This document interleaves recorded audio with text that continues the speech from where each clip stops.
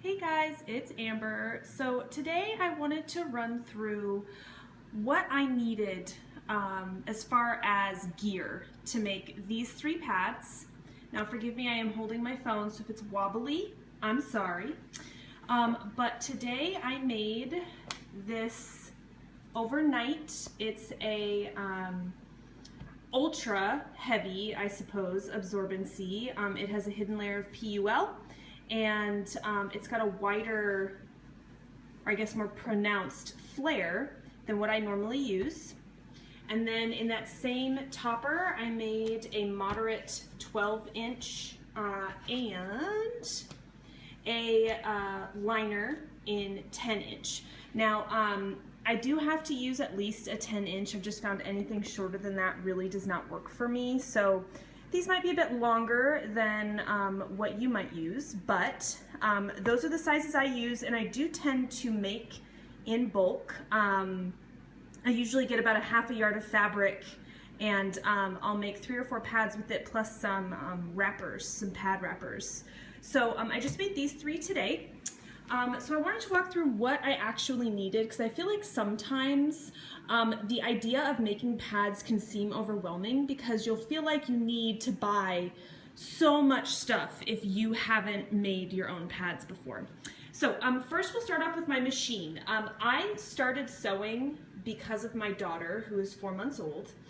So I just bought this really budget machine from Walmart. I think it was on sale for about $50. So this is not heavy duty at all. It is a Brother JX2517. And again, it's just one of those basic machines that they keep in stock at Walmart in the sewing section pretty much year round. So this is nothing special. I just used a really basic thread that I got at my local Joann's, and of course the machine, you know, it's just your basic stuff. I don't have any special additions to it. It doesn't have a walking foot or anything special. It's just your basic machine. And then I do have my patterns. Because I made 3 different pads, I have 3 of the full pattern and then 3 for the core. I used, if you can tell from the folds in this, I use a quarter fold. Let's see if I can show you here. I use a quarter fold when I hand draw all of, I just kind of messed that up a little bit, but I use a quarter fold when I draw all of my patterns, and all of my patterns are drawn from scratch. So I've hand drawn all of these just based off of, you know, a combination of factors from all of my favorite makers. So those are my patterns. You have the 10-inch here, the 12-inch, and then my overnight, which is about a 13.5-inch, and then the corresponding cores. And then to cut out and trace my patterns, I have 2 fabric pencils. These are used just dependent on the color of fabric. So for darker fabric, like the one I use today, I use this yellow pencil. I don't know if you can see that, but it's a soluble dressmaking pencil. So this, as soon as I wash the fabric, this washes out of the fabric. And then same thing for the silver one. I used this to trace the PUL that I cut for the overnight, and it's just a quilter's pencil. So nothing fancy. I don't use any like washable markers or anything. I just use those 2 pencils. And then just, you know, a pencil sharpener that I stole from my son's craft table thing where he keeps all of his colored pencils, just to keep those nice and sharp. These do tend to run down really easy just because the tips on these, I don't know if I can get this to focus. Let's see if I can get it to focus. The tips on these are really soft, so they don't stay sharp very long. Okay, so, and then to assist me in cutting and tracing, I also have 2 different rulers. I just have your traditional ruler. I think this was in my office at work at one point and then just traveled its way home.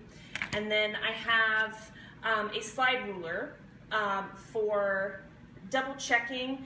I typically do, and again, I'm sorry if this isn't focusing well, but I typically do a 1/2 inch, which is right there. Sorry this is not focusing at all today.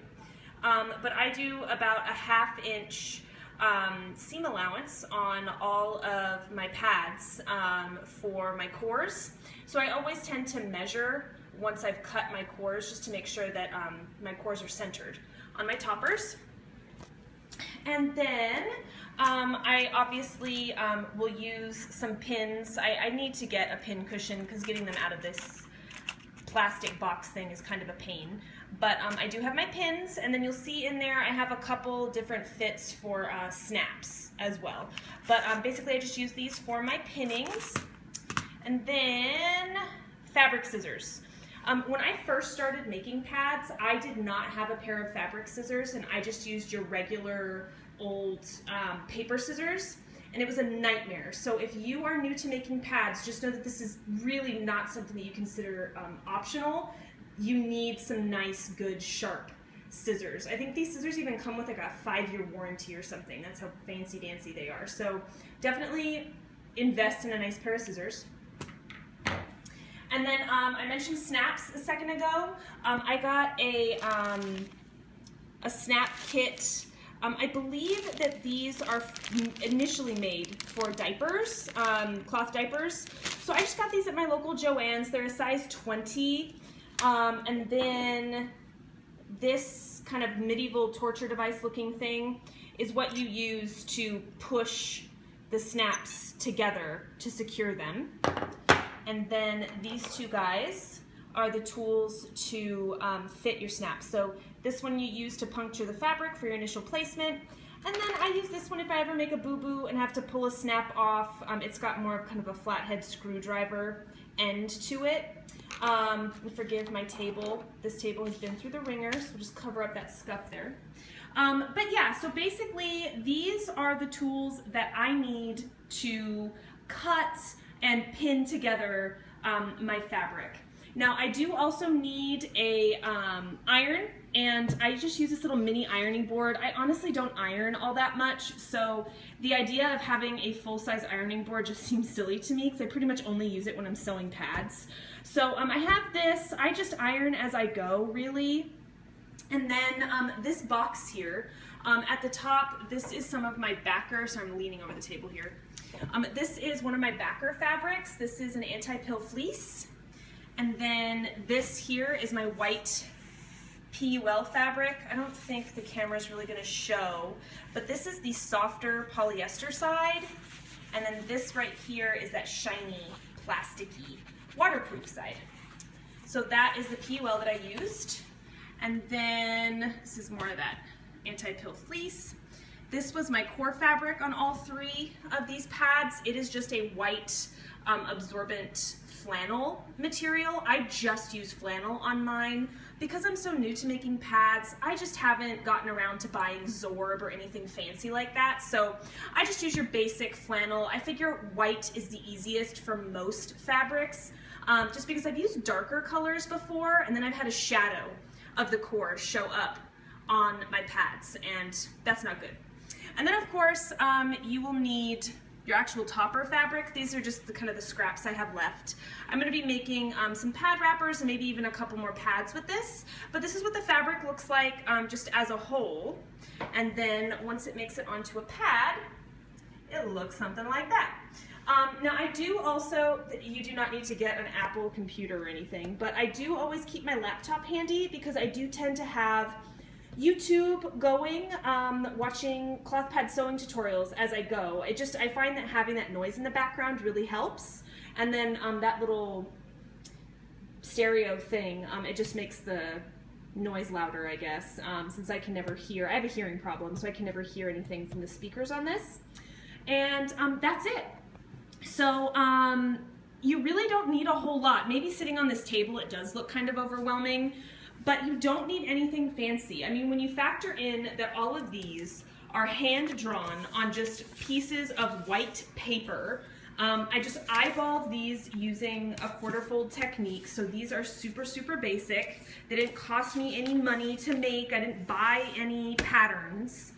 This fabric, I bought all at my local fabric store. I didn't pay for any shipping or anything like that. I just went to Joann's to get this. My sewing machine was only $50, and then all of these little doohickeys and gizmos. I got my snaps and my little, I don't know, I always call this my medieval torture device. I'm sure there's an official name for it, but I don't know. Whatever this is for your snaps. I got these all at Joann's. I got my pens at Walmart. My ruler I got at Walmart. My fabric pencils I got at Walmart. And then Joann's is where I got my pair of fabric scissors. Literally all of that stuff is within 2 miles from my house. So all of this was just super, super easy to get a hold of. I didn't pay any shipping costs. And these beautiful pads that will last me forever. I'm especially excited about the overnight one because this is a new pattern for me. I actually drew it up this morning. I mean, look at it. Isn't this cute? I mean, maybe this print isn't for everybody, but since I'm such a craft beer and microbrewery fan, I just thought, oh, there's like fluff on here. I just thought this print was just amazing. So overnight, 12-inch moderate day pad for me, and then a 10-inch liner. This guy is super, super thin. Love this. So yeah, I mean, all together, just barely anything really, and I was good to go. I've only been making pads for about a month, and I feel like my pads actually turn out pretty nice. So if you have any questions, go ahead and leave them in the comments. I'd love it if you guys could subscribe. This YouTube channel is still pretty new, a new little project for me. But I just want to kind of get the word out that making your own cloth pads is not difficult. It's not something that you need to invest a whole lot of money in. I mean, I probably buy a little bit more fabric, if you can kind of see in there, that's where the mess lives. I buy probably too much fabric, but I mean, when you factor in how much this would cost from, if you can hear that, that's my daughter. She's taking a nap in a little baby carrier. Oh dear, I guess it's a signal that I've talked too long. But yeah, if you have any comments, let me know. Otherwise, I'll talk to you guys later. Thanks, bye.